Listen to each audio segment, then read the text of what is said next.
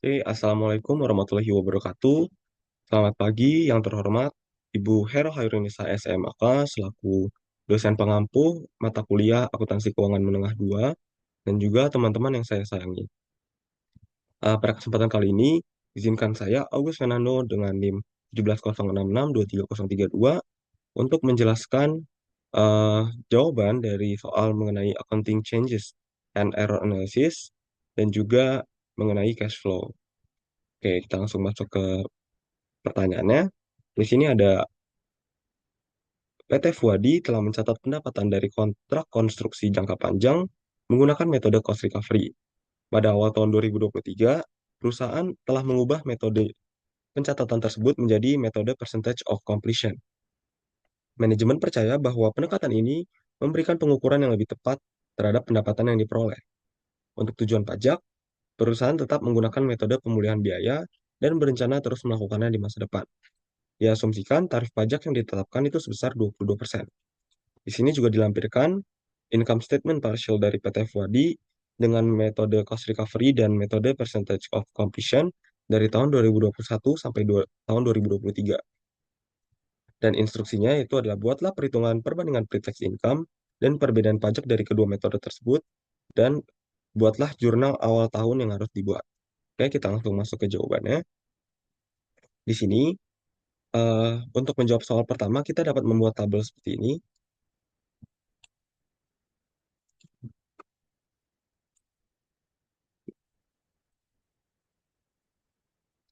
Di sini ada tabel yang dibagi menjadi dua, yaitu ada pre-tax income dan juga tabel difference in income. Di sini eh, di pre-tax income from itu ada dua metode yang tadi, yaitu metode percentage of completion sama metode cost recovery.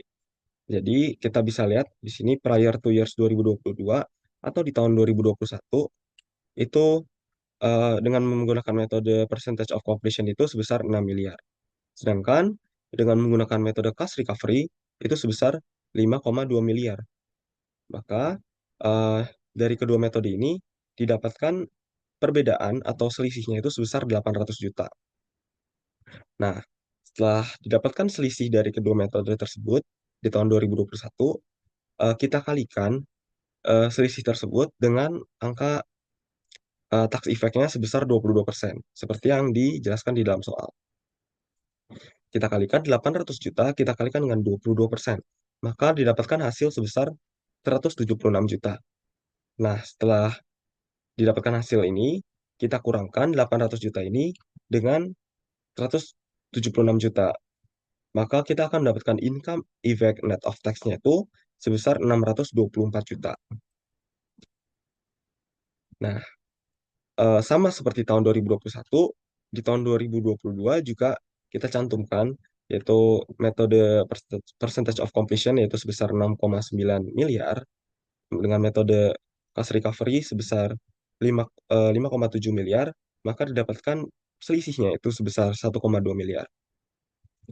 Ini selisih ini kita kalikan dengan pajak sebesar 22%, maka didapatkan hasil sebesar 264 juta.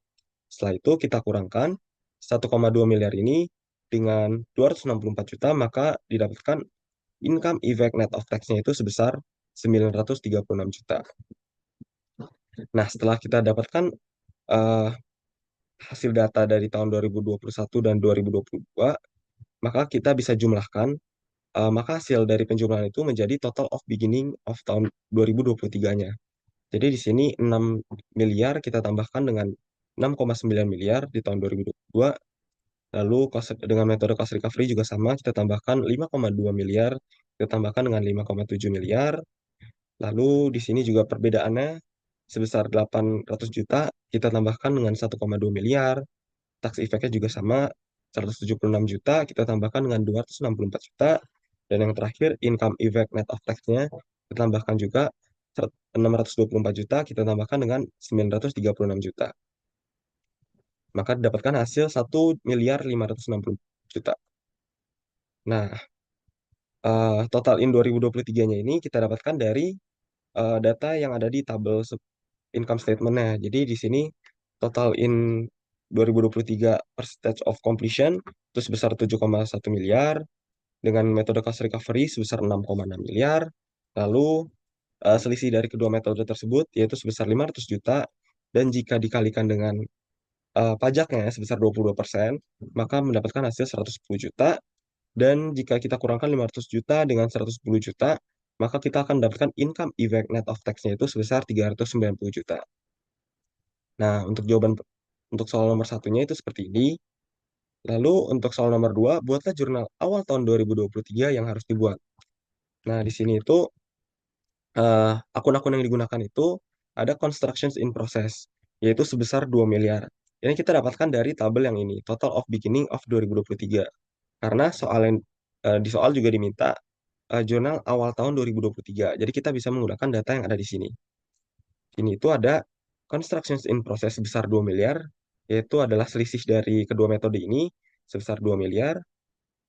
Lalu ada deferred tax liability atau pajak tangguhannya di kredit sebesar 440 juta, itu kita dapatkan juga dari tabel ini. Dan yang terakhir ada return earning atau laba ditahan sebesar 1.560 juta. Kenapa menggunakan return earning? Karena kita mengakui pendapatan yang udah ditutup sebelumnya. Jadi kita masukin ini ke return earning. Oke, untuk soal nomor pertama mengenai accounting change and error analysis kurang lebih seperti ini.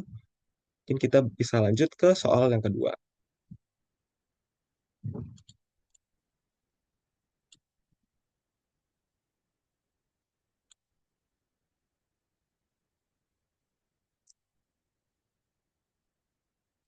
Oke, di soal nomor 2 mengenai cash flow statement. Di sini ada data Tobii ZNV merupakan perusahaan dagang alat rumah tangga. Dan berikut ini ada data-data keuangan perusahaan tersebut. Di sini dilampirkan data income statement dari Tobii ZNV. Di sini ada sales revenue sampai net income-nya, dan juga disertakan additional information. Dan instruksinya itu adalah, susunlah laporan arus kas tahun 2025 parsial dengan bagian operasi dengan metode indirect, dan dengan metode bagian operasi dengan metode direct. Oke, sebenarnya untuk pengerjaan cash flow statement ini ada 3 bagian, bukan hanya bagian operasi, tapi ada juga bagian investasi dan juga bagian financing. Tapi karena di soal hanya disuruh bagian operasi, jadi kita hanya mengerjakan bagian operasinya saja.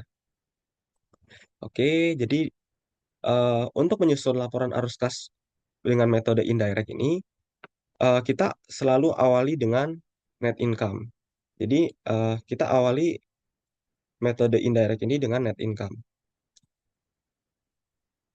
Oke, di sini net income-nya kita bisa dapatkan dari income statement di sini. Net income sebesar 1.450.000. Nah, setelah kita dapatkan em, data net income-nya, kita bisa mengurangi net income ini, atau kita juga bisa menambahkan dari additional information yang ada di sini, ataupun dari income statement. Di sini dijelaskan bahwa di additional information ini ada data bahwa depreciation expense itu termasuk dalam operating expense sebesar 85.000. Jadi depreciation ini adalah beban yang diakui dalam laporan laba rugi. Tapi depreciation ini kan tidak melibatkan kas secara langsung ya.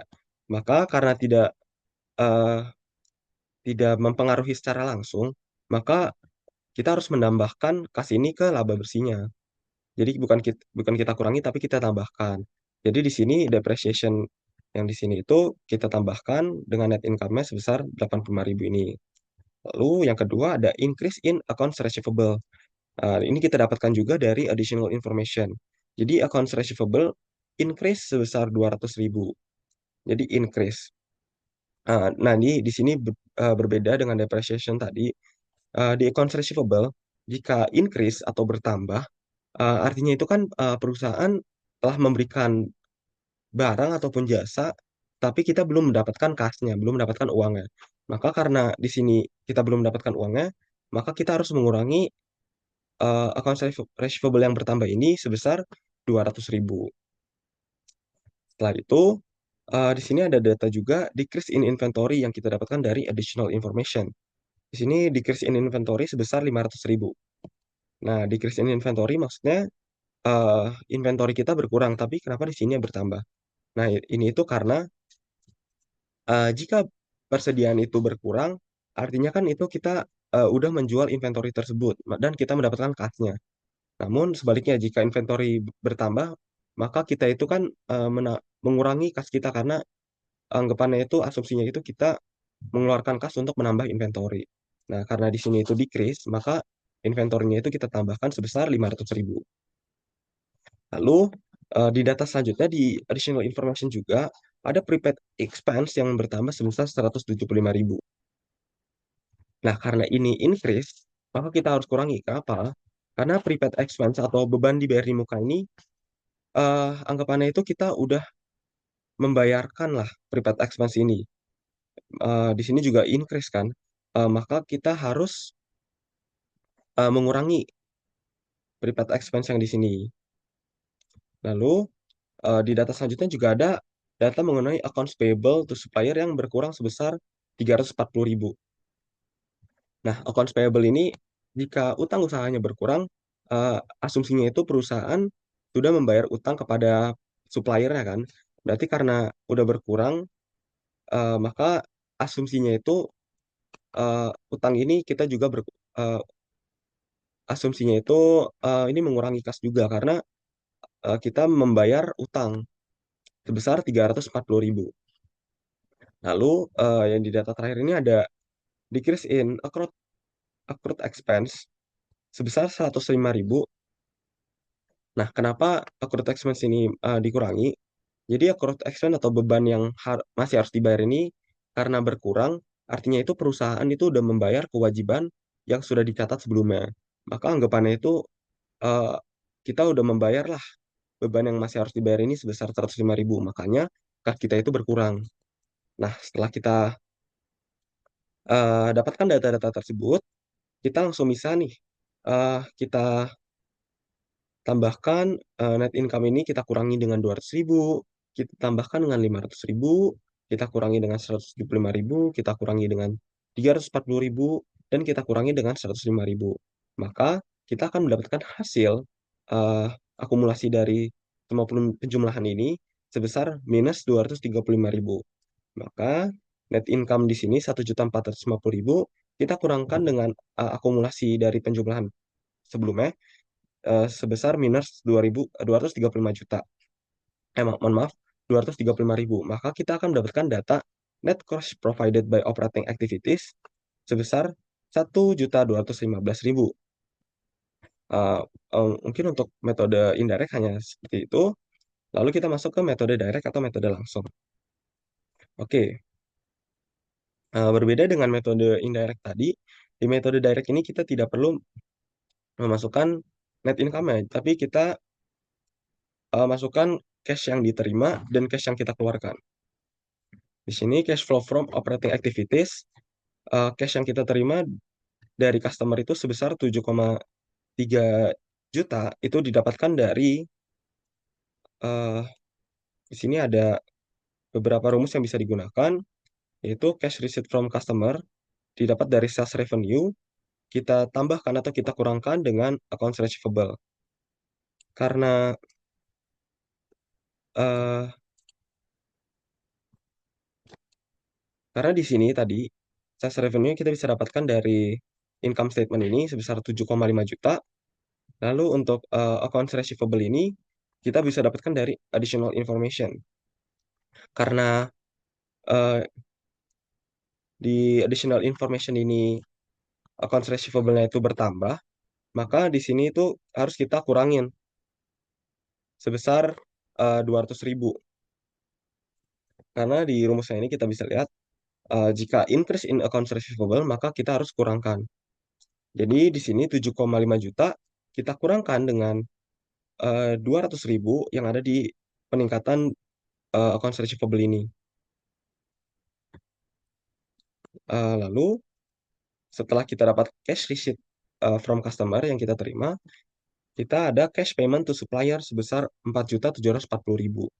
Di sini itu rumus yang bisa kita gunakan yaitu COGS, lalu bisa kita tambahkan atau kita kurangkan dengan inventory, dan kita bisa tambahkan atau kita kurangkan dengan accounts payable.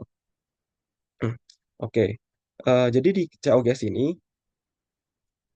eh, increase in inventory, kita lihat di sini, additional information-nya, inventory-nya itu berkurang. Maka kita harus mengurangi di inventory-nya. Jadi COGS kita kurangkan dengan inventory, lalu di sini ada data bahwa accounts payable-nya itu berkurang juga. Karena berkurang, maka kita tambah, decrease in accounts payable. Di sini ada COGS-nya sebesar 4,9 juta. Kita kurangkan dengan inventory sebesar 500.000. Lalu kita tambahkan dengan accounts payable sebesar 340.000. Maka didapatkan hasil yaitu 4.740.000. Di sini itu accounts payable kalau berkurang, itu kan artinya kita udah melunasi utang kita ke pemasok. Makanya kita tambahkan ke eh, kas keluar kita di sini. Kita tambahkan, bukan kita kurang. Lalu untuk inventory juga sama seperti metode-metode sebelumnya, metode indirect. Jika eh, kasnya, inventory-nya itu bertambah, artinya kan perusahaan itu membeli lebih banyak barang, maka itu harus dikurangi menggunakan kasnya. Oke, kita bisa langsung lanjut ke eh, yang selanjutnya, ada cash payment for operating expense. Di sini itu ada rumusnya, yaitu adalah operating expense ditambah atau dikurangi dengan prepaid expense, dan ditambah atau dikurangi dengan accrued expense payable. Jadi, operating expense bisa kita dapatkan dari sini. Operating expense sebesar 1.150.000. Kita tambahkan dengan prepaid expense, yaitu sebesar, sebentar, kita lihat di additional information terlebih dahulu, bahwa prepaid expense itu bertambah. Berarti karena prepaid expense bertambah, di sini juga increase in prepaid expense menambah operating expense sebesar 175.000. Lalu dari prepaid expense ini kita lihat data dari accrued expense payable. Di sini accrued expense payable itu berkurang sebesar 105.000. Karena berkurang, maka kita tambahkan accrued expense payable sebesar 105.000. Lalu sudah kita dapatkan data ini, kita jumlahkan aja operating expense, yaitu sebesar, di sini operating expense sebesar 1.150.000. Kita tambahkan dengan 340.000, mohon maaf, kita tambahkan dengan prepaid expense sebesar 175.000, lalu kita tambahkan dengan accrued expense payable sebesar 105.000. Berarti 75, 280.